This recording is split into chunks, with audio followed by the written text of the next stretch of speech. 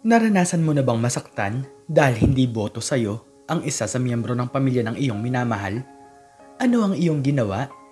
Kung ganon mga kahuanatels, ay tunghayan niyo po ang istoryang ito na tiyak ay kapupulutan niyo ng aral. Inis na inis si Rolly nang muli niyang makita na bumibisita ang nobyo ng kanyang ate sa kanilang bahay. Mayaman kasi sila, ngunit ang nagustuhan ng kanyang ate Clarice ay isang mahirap na magsasaka lamang. Ano ba yan? Nandito na naman ang laking yan. Siguro ang habol lamang nito sa amin ay pera. Inis na sabi ni Rolly sa kanyang sarili nang muli nitong makita ang nobyo ng kanyang ate na si Tonyo.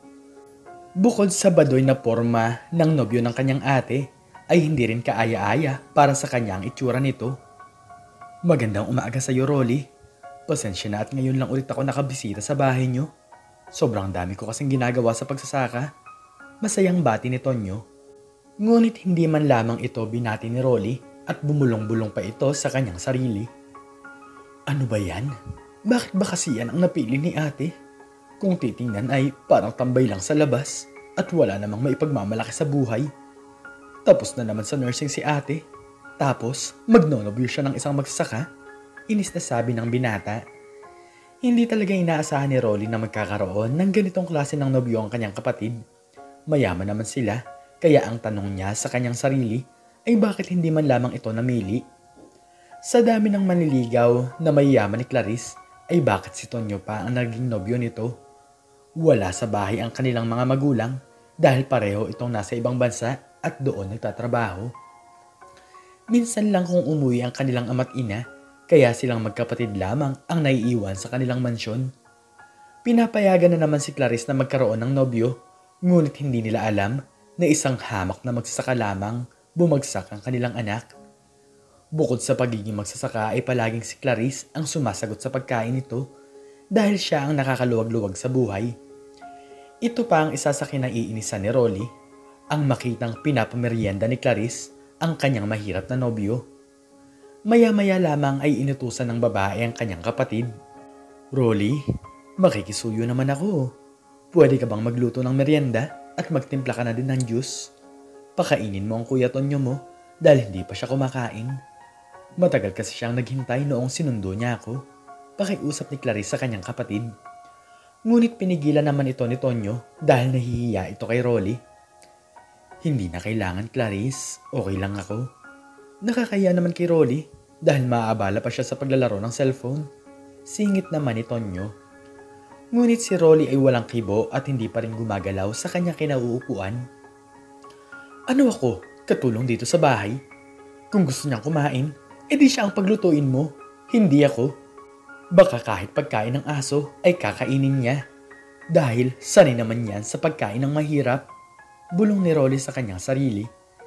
Talagang hindi na nagugustuhan ng binata ang nangyayari. Sa tuwing makikita niya si Tonyo na pumupunta sa kanila, ay agad na nagiinit ang kanyang dugo. Ang sabi niya sa kanyang sarili ay kahit na kailan ay hindi niya ito matatanggap. Ano bang pinakain ng Tonyo na yan sa ate ko? Siguro ay may gayuma yan. Kahit ata elementary ay hindi nakatapos yan. Tapos siya pa ang magugustuhan ni ate.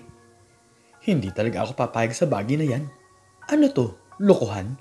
Ngayon lang ako nakakita ng isang mayaman na nagkagusto sa isang mahirap pa sa daga. Sa palabas lang naman nangyayari ang ganitong mga bagay. Ito ang mga bagay na naiisip ni Rolly sa tuwing naaalala niya ang mukha ng lalaki. Talagang inis na inis ito dahil si Tonyo din ang unang lalaking nakapagpatibok ng puso ng kanyang kapatid na si Clarice. Alam ko na. Kapag nandito na naman si nanay at tatay, ay tiyak akong hindi rin nila magugustuhan ng Tonyo na yun. Sasabihin ko sa kanila na isa lang itong magsasaka na hindi kayang buhayin si ate. Makikita mo, Tonyo, kung sinong pamilya ang pinasok mo. Hindi ka karapat-dapat sa pamilyang ito dahil mahirap ka pa sa daga. Natatawang sabi ni Rolly sa kanyang isipan. Lumipas ang isang linggo ay kinausap ni Rolly ang kanyang ate tungkol sa nobyo nitong magsasaka. Matino pa ba ang pag-iisip mo, ate? At nabulag ka sa Tonyo na yun? Ano bang pinakain niya sa'yo? Siguro ay ginayuma ka niya dahil tinanggap mo nga siya. May bibigay niya ba ang pinapangarap mong buhay? Prangkang tanong ni Rolly. Napapailing na lamang si Clarice sa mga bagay-bagay na naiisip ng kanyang kapatid. Wala naman siyang makita na problema sa pagkatao ng kanyang nobyo, kaya bakit ganito na lang ang sinasabi ng kanyang kapatid na si Rolly? Ano? Bakit mo naman nasasabi ang mga bagay na yan? Tanong ni Clarice. Sige, tatapatin na kita ate. Ayaw ko siya para sa'yo. Ayaw kong magkaroon ng bayaw na isang magsasaka. Sa dami ng manligaw mo, sa kanya ka pa bumagsak. Hindi ko na talaga maintindihan kung may sakit ka na sa utak o kaya naman ay ginayuma ka niya. Inis na sagot ng binata. Oo, matagal ko nang alam na ayaw mo sa kanya dahil mahirap lamang siya. Hindi naman sapat na dahilan yun para ayawan mo siya, sabi ni Clarice. Kahit inis na ang dalaga ay hindi niya para patulan ang kanyang kapatid sa mga sinasabi nito. Mabait naman si Tonyo at mapagkakatiwalaan. Ilang beses ko na siyang sinabihan na ako na nga ang bahala sa kanyang pamilya. Pero ayaw niya naman na umasa sa akin. Hindi pera ang habol niya sa akin, Rolly. Hayaan mo at aaminin ko din naman sa mga magulang natin na isang magsasaka ang nobyo ko. Hinihintay ko lang sila na makauwi para makausap ko sila ng personal. Paliwanag ng dalaga. Ngunit kahit anong sabihin ni Clarice ay hindi nakikinig ang kanyang nakababatang kapatid. Di ba, takot ka din na malaman ni nanay at tatay ang tungkol sa relasyon niyong dalawa? Dahil alam mong hindi nila magugustuhan ang nobyo mo? Galit na sabi ni Rolly. Ngunit lumipas ang 3 buwan ay nakauwi na ang kanilang mga magulang. Wow, ang linis naman ng bahay. Kumusta na kayo mga anak? Kumakain ba naman kayo ng mabuti? Masayang bati ng kanilang tatay. Nako, may tiwala naman ako sa mga anak natin.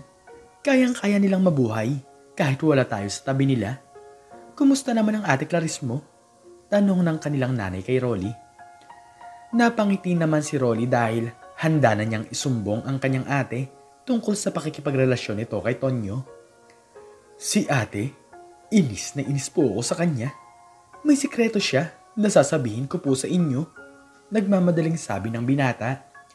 Bigla namang dumating si Clarice kasama ang nobyo nitong si Tonyo. Gulat na gulat siya dahil biglaan ang pag-uwi ng kanilang mga magulang. Nay, tay, nakauwi na po pala kayo. Oo nga po pala, ito nga po pala si Tonyo, ang nobyo ko. Pakilala ni Clarice. Wow, siya pala ang nobyo mo. Mabuti naman at nakaharap na namin siya. Masayang sabi ng kanyang tatay. Ikaw pala ang napusuan ng aming anak. Palagi kang pumunta dito ha? Nakangiting sabi ng kanyang nanay. Takang-taka naman si Rolly kung bakit sobrang bait ng kanilang mga magulang kay Tonyo. Ano? Alam niyo po bang isang magsasaka lamang ang lalaking yan? Inis na sabi ni Rolly. Nanlaki ang mga mata ng mag-asawa sa kanilang narinig. At ano naman ang masama sa pagiging isang magsasaka?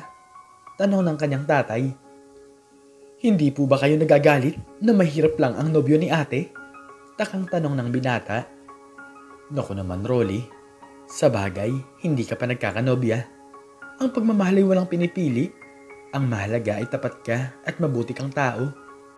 Hindi ka dapat tumitingin sa kayang ibigay sa iyo ng isang lalaki. Isa ding magsasaka ang inyong tatay dati at sa totoo lang ay sa amin siya nagtatrabaho. Paliwanag ng kanyang nanay. Oo anak, isa ako dating magsasaka. At kahit na mahirap lang ako, ay tinanggap ako ng buo ng lolo at lola nyo. Pati na rin ng inyong mga tiyahin, nakangiting sabi ng kanilang tatay. Gulat na gulat si Rolly sa paliwanag na kanyang narinig. Ang kanyang ama pala ay isang mahirap na magsasaka rin noong araw. Napaiyak na lamang ito ng dahil sa kahihiyan. Minamaliit niya kasi ang trabaho ng isang magsasaka, tapos malalaman niya na ganito rin pala ang dating trabaho ng kanyang ama. Kung nilalait niya si Tonyo, ay parang nilalait niya din pala ang kanyang tatay. Simula noon ay tinanggap ni Rolly si Tonyo, hanggang sa isang araw ay tinawag na niya itong bayaw kahit hindi pa kasalang dalawa. Samantalang si Tonyo naman ay nagtapos sa pag-aaral nang walang kahit na anong tulong na mula kay Clarice. Nagsikap ito upang ipakita na siya ay karapat-dapat para sa dalaga. Bayaw, pasensya na nga pala sa inasal ko dati. Salamat at ikaw ang naging nobyo ng ate ko. Kailan ba kayo magpapakasal? Gusto ko na kasi na magkaroon ng sariling mga pamangkin. Masayang sabi ni Rolly. Pinag-iipunan ko pa bayaw. Pero hayaan mo counting oras na lang ay magpapakasal na kami ng ate mo. Maraming salamat sa pagtanggap. Pero gusto ko lang sabihin sa'yo na kahit kaunti ay hindi ako nagkaroon ng sama ng loob sa'yo. Nakangiting sagot ni Tonyo. Hindi mo dapat maliitin ang isang tao base sa kung anong klaseng buhay ang meron siya. Tandaan mo na hindi pera ang nagpapatunay kung gaano kabuti ang isang tao. Mas okay na siguro ang magmahal ng mabait na mahirap kaysa naman sa mapera na walang ibang ginawa kundi ang saktan ka. Tandaan mo na mas masarap magsikap kapag kapiling mo ang iyong taong minamahal nang hindi dahil sa pera. Ikaw, anong natutunan mo sa istoryang ito? Makikicomment naman po sa baba kung ano man po ang inyong natutunan. At hanggang dito na po nagtatapos ang aking istorya at sana po ay nagustuhan niyo po ito. Please like, share, and subscribe and click the notification bell para lagi po kayong updated sa mga bago kong istorya. Muli mga Kahuana Tales, ay maraming salamat po at God bless us all.